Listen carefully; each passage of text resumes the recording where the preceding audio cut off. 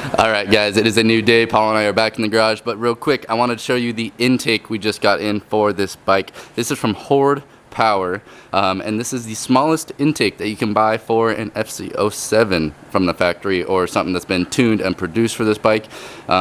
Fully tuned, this actually should yield us more horsepower than a standard airbox modification that guys like to do. So we're looking forward to that. So we're just gonna have to be mindful of building our frame around this guy. We know, so the engine scooted a little bit forward right now just for kind of seeing what this looks like on here, but we are gonna have to clearance these a little bit back just to make sure that this fits in there, but it does tuck barely underneath the seat right here. So just wanted to show you guys that real quick. But now we're going to get started on making our motor mounts that all of our tube frame are going to come down into. So these guys over here in the front are 5/8 bolts with some grade 8 hardware. The ones in the rear are 1/2 inch. Because on the other side we had a strip motor mount from the wreck, we did have to drill and tap these out to be bigger, but the bigger hardware shouldn't hurt anything at all and be a little beefier. So what we're going to do is use these washers, these nice thick grade 8 washers. We're going to take our 1 3/4 tubing, cut a little nub about yay long, weld this washer inside, and that'll be our puck, I guess you can call it, that all of our other tubes are going to come down and weld onto.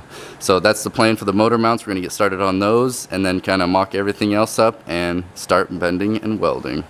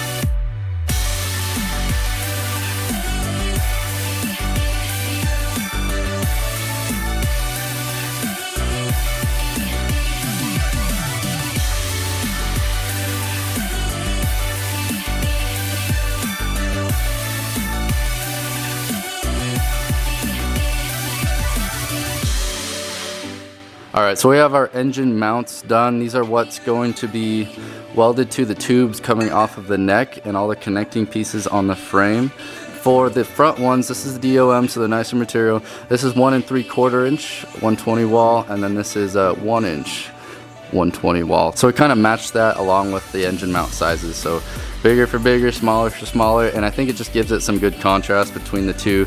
These are a little bit big for how it's going to look on the Grom, but with this being kind of the frontmost point, and we're going to have a lot of different tubes coming down and welding onto this, kind of from here to here, here to here, here to over here, we wanted this one to be a little bit more substantial to give us a little bit more room for all those connections. So right now we're going to start kind of getting the engine in its final position, centering everything up, making sure it's level one last final time, and start cutting some tube.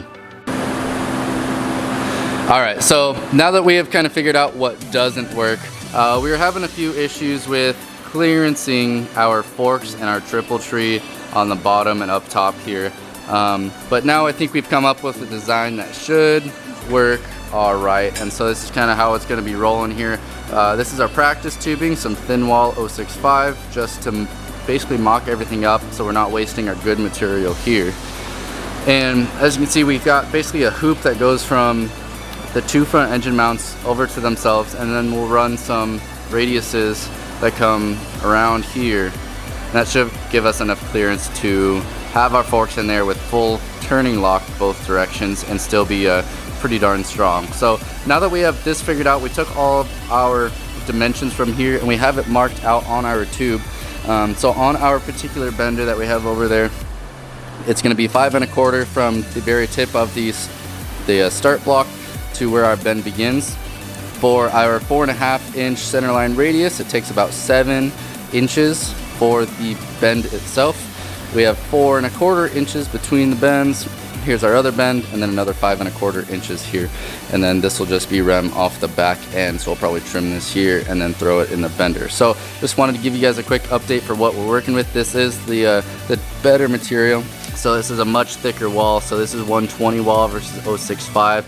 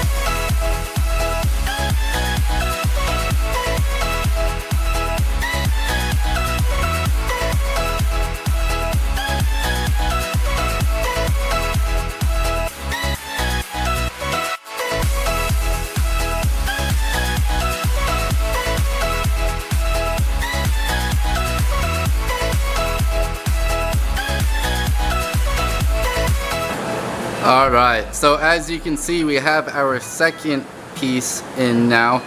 So I went ahead, coped everything, test fitted a bunch of times as you guys saw, and I tacked it in there. And with both of those tacked, I did go ahead and weld some of the stuff while it's still in the jig, the stuff that I can get to. I just burnt myself pretty bad right there. This thing is still super hot. I just got done welding it. So as you can see there, so I TIG welded as much as I could until it starts getting too tight in there to get the torch. Kind of along both sides there. Let's show you the other side. So it is a little dark. It is dark outside. So this is all mild steel. Nothing too fancy. But everything is looking pretty good right now. I'm super excited. So what I did is I just welded as much as I could as it sits right now. I'm gonna let this cool, then I'm gonna pull this neck off, and then these two front motor mount bolts. Pull this whole assembly off, weld that all out, and then reinstall it.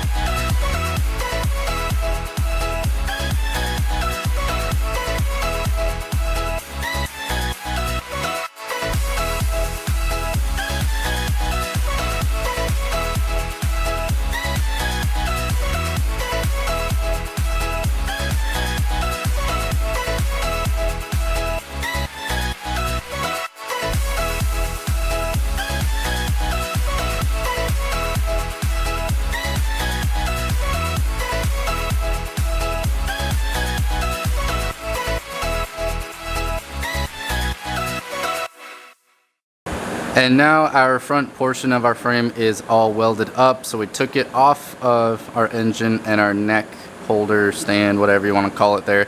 Had it on the bench and welded everything else out that wasn't welded before. So everything turned out pretty decent. This DOM tubing welds pretty nice. It's nice, new, clean material. As you can see up here, everything is all nice and welded there. And down on the bottom, all the way around everything. I think we're gonna end up switching gears and start working on this section down here, just because when we get our swing arm mount and some of this stuff done, we want to get this rear subframe welded and tacked onto that section in here. That way we can take our braces off the rear here and our front, and that'll open up a lot of room for us to really kind of visualize how we want our frame to come together. We're going to cut this whole section off right here. So that's the swing arm mount right there. That is the top engine mount bolt. That's the lower one. And then these are for the rear sets. And because we're using FC07 engine with the FC07 swing arm mount back here, that means our rear sets will line up with what is already on this bike, so we don't have to redesign those either, which will be really handy. So that way everything will line up with our brakes and all that stuff on this side, and then on this side all the shifter linkages and all that will line up no problem because we're using the stock rear set mounts. So what we're gonna do is, they have this bracket on here, so we basically only want this assembly right here. So we're gonna take the saw and cut it right there and on the other side, and then we'll kind of hold it up and see what we need to do to kind of clearance things and make it fit perfectly.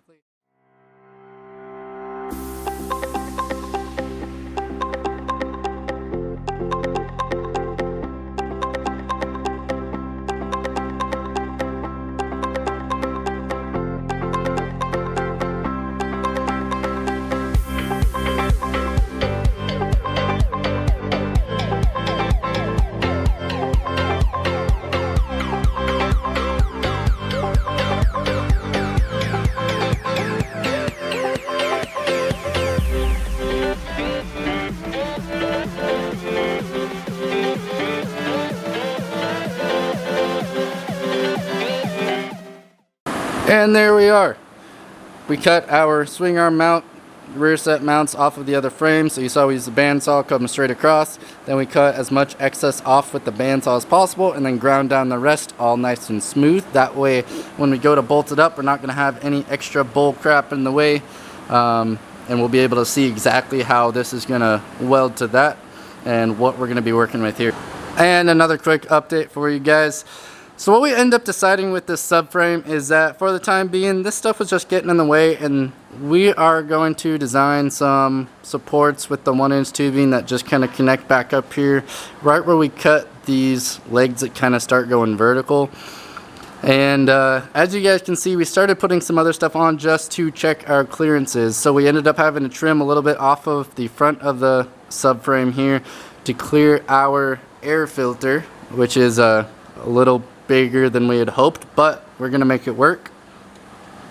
We put our shock and spring assembly in here, and this will end up mounting to our swing arm. So this is the swing arm pivot.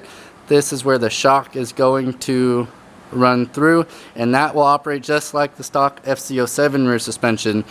Kind of like this whole thing before. Why should we re-engineer everything when this is already in place?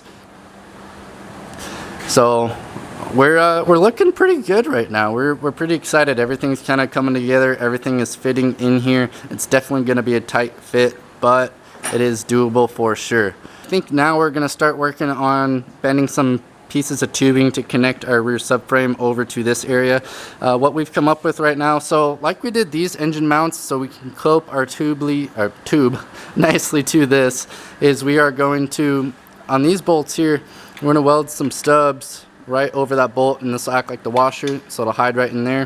We'll cut it about 1.5 inches just like the other ones, and then that'll give us a nice area to bring this tube nicely down and cope it onto this guy here.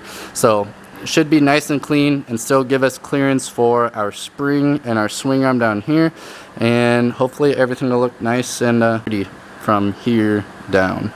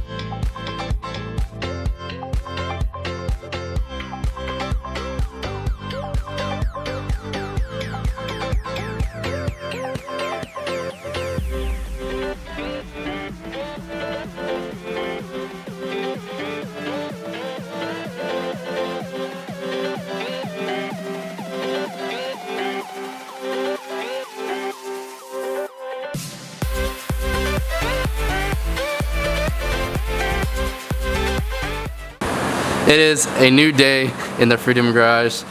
So you saw yesterday we had all this rear subframe tacked up. As you guys saw in our time lapses, we got all this welded out. So the one thing that we had to do was where we cut this, where the verticals came down from the stock rear subframe, there's a little gap here. So what we did is cut a wedge out of our 1-inch tubing and filled that in and blended it all in nicely. So we are all fully welded out on here. Everything is looking nice. We're all welded up to our subframe here, and all that got welded up, filled in, and blended very nicely in here. Dang, that lighting is not a friend. But everything is looking really nice with how it's coming together so far. All the welds on all of our subframe mounts, and then our swing arm mounts down here. So the plan right now that this is all nice and solid, we've test fitted a bunch of the fairings already in the seat. Everything is lining up really well. We have just enough clearance for our air box to sit right here. So now that this is all done and this is all supported and welded out, what we're going to do is start working on this front half again. And I think the plan is that we're going to kind of do a support that goes up from the top and mounts down into this engine mount right here, and then we'll work on putting some gussets that go in between our two pieces here, another one vertically and then one in the middle of our neck to connect all that together. So this front section is going to have a lot of support.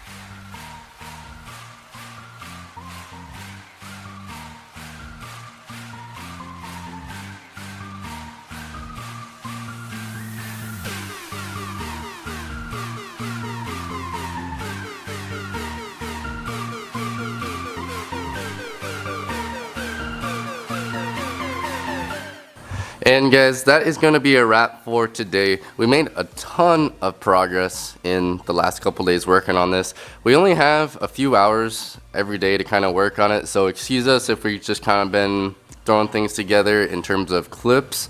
Normally we'll get off work, kind of work on a few pieces at a time, but this weekend we've had a ton of good progress.